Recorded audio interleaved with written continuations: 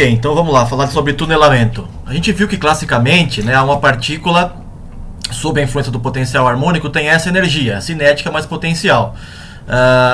E se a partícula é clássica, ela tem uma máxima amplitude, que depende dessa energia aqui.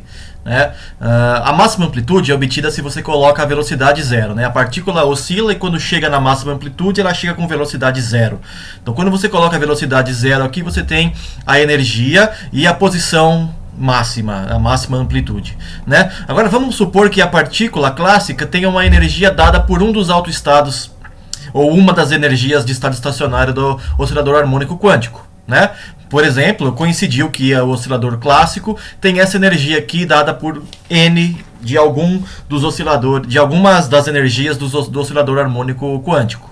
Tá? Então, quando você substitui isso nessa primeira expressão aqui e impõe a velocidade nula para calcular o x máximo, eu obtenho, isolo o x máximo, obtenho essa equação aqui, né? Que é a amplitude, né, em função da energia, sendo que a energia é dada em função de N, de um número inteiro n, tá? Então quando n igual a zero, né, isso aqui vai ser simplesmente raiz de h cortado sobre m ômega. Quando n igual a 1, eu vou ter aqui 3 vezes isso dentro da raiz e assim por diante. Né? E aqui eu tenho graficamente o que está acontecendo com a densidade de probabilidade quântica. Para o estado psi0, né, essa daqui é a densidade, é o psi0 ao quadrado.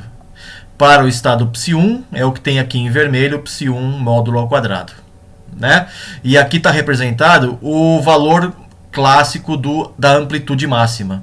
Então, um oscilador clássico com a energia dada por n igual a zero nessa expressão, né, E0, n igual a zero, a partícula clássica só conseguiria oscilar de menos x0 até mais x0, não conseguiria sair desse intervalo. Né? Esses dois pontos são os pontos de virada e esse aqui é o limite clássico. A região fora desse intervalo é a região proibida classicamente. Né? A mesma coisa vale para o estado psi1 aqui.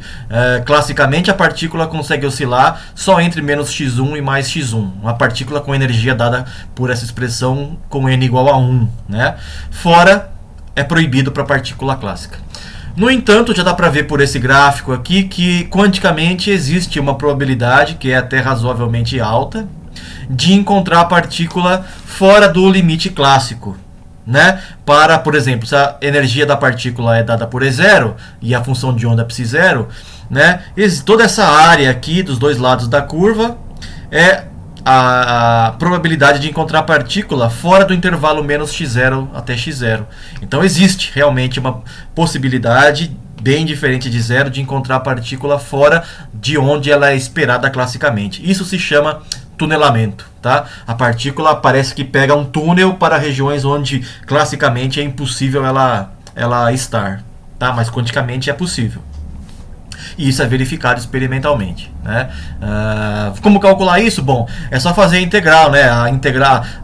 A probabilidade de encontrar a partícula fora da região clássica, por exemplo, no estado psi0, é a integral de menos infinito até menos x0, somada com a integral de x0 até mais infinito. Ou fazer 1 menos a integral de menos x0 até mais x0. Dá no mesmo, né? Já que a área inteira debaixo dessa curva é igual a 1. Lembrando que a função psi0 é par, basta você fazer a integral de 0 até x0, né, e multiplicar por 2 para ter a área de menos x0 até x0. Aí você subtrai isso de 1 para ter a probabilidade pedida. Tá? Na verdade, todas as funções vão ser pares, né, porque eu tenho uma função módulo ao quadrado. Todo mundo aqui é sempre positivo e elas são simétricas. Né? Quando eu elevo ao quadrado, a função fica sempre par. A função módulo de psi_n ao quadrado é sempre par. Então essa expressão aqui vale para qualquer um dos psi_n. Tá? Isso aqui me dá a probabilidade da partícula estar fora do limite clássico para qualquer um dos estados estacionários psi_n. Né? E aqui tem um exercício para vocês fazerem. Esse aqui é um pouquinho mais sofisticado do que os outros, porque envolve vocês determinarem uma integral que só pode ser resolvida numericamente ou usando tabelas, tá? De função erro, que talvez vocês tenham visto em estatística, talvez não, eu não tenho certeza. Mas de qualquer forma é possível resolver numericamente usando os métodos que a gente viu na disciplina de Python, por exemplo, né? Usando o Python, a biblioteca scipy.integrate, você consegue resolver essa integral, qualquer uma delas, desde que você conheça a função psi_n de x. né?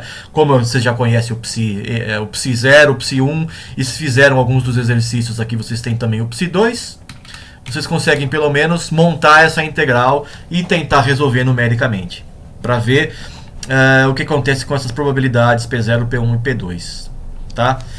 Eu não vou fazer essa conta aqui, quem sabe eu tento mostrar isso algum dia em algum outro vídeo, tá?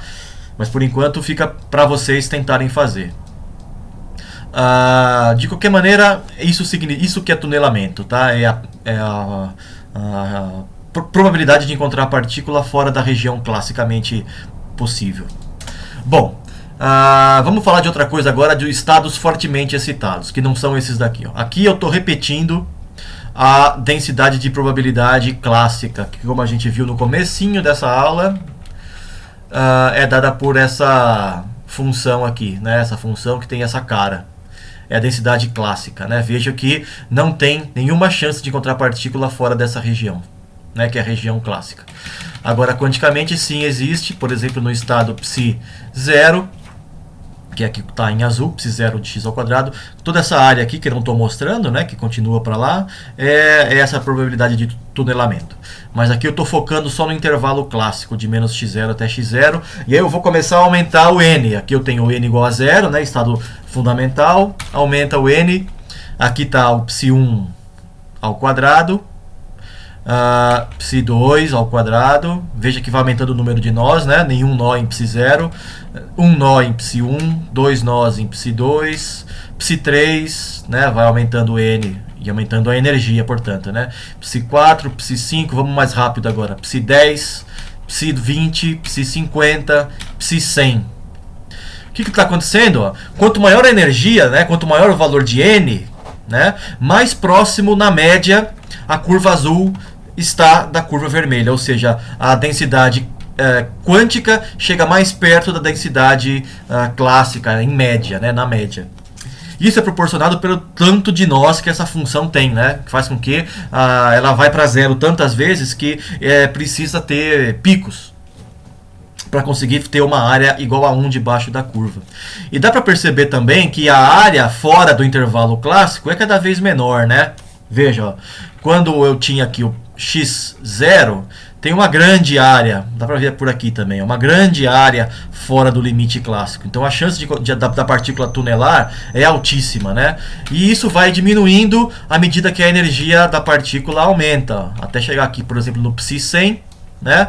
A área fora da região clássica é menor, é muito pequena em comparação com a área dentro da região clássica. Isso é uma manifestação do chamado princípio da equivalência. À medida que uma partícula ganha energia, vai ficando em estados fortemente excitados, essa partícula vai ficando cada vez mais clássica, vai se comportando de forma cada vez mais clássica, né? Dá para ver por esse ponto que a área debaixo da curva, fora dos limites clássicos, vai diminuindo, vai ficando cada vez menor, né? E dá para ver também pelo formato da densidade de probabilidade que vai se aproximando na média da densidade clássica. Tá bom? Isso é o que acontece à medida que a energia vai aumentando. Então, uma partícula com energia muito alta, com n muito alto nesse caso, né, ela vai chegando no limite clássico. O limite clássico nesse caso é o n tendendo ao infinito, né? Ou seja, a energia En tem que ser muito maior do que só h cortado ômega. Lembrando que h cortado ômega sobre 2 é a energia do estado fundamental quando você põe n igual a 0 nessa formulazinha aqui. Tá? Essa ideia de limite clássico e quando isso pode ser usado serve para vocês resolverem esses exercícios que estão aqui no final da apresentação, tá?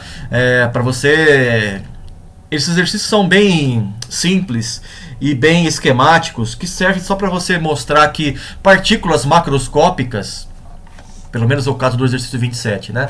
Partículas macroscópicas são clássicas, né, por natureza, porque elas são muito grandes, têm uma massa muito grande e isso faz com que elas sejam realmente clássicas.